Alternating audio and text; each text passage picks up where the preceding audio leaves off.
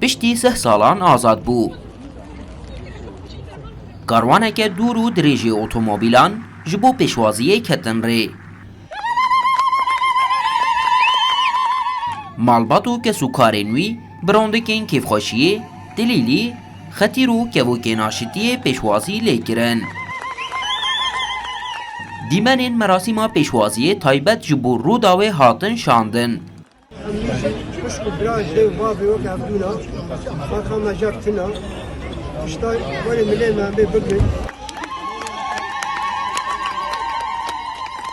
Girtiyê Kurdê parêzgeha Êlihê Bakurê Kurdistanê Enwer Uçar sala 1993 di temenê xwe 28 salî de li parêzgeha Sêrtê di serdegirtinên malan de hat girtin.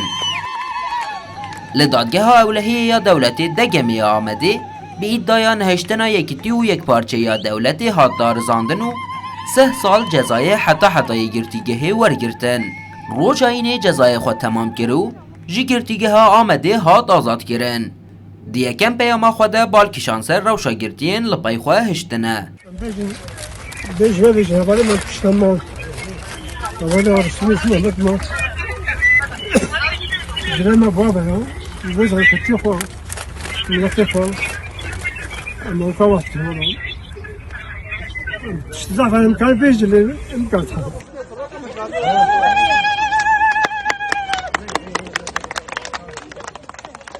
Enwer Uçar ji ber doza PKK zêdeyî nîvê temenê xwe li zindanên Tirkiyê derbas kirin.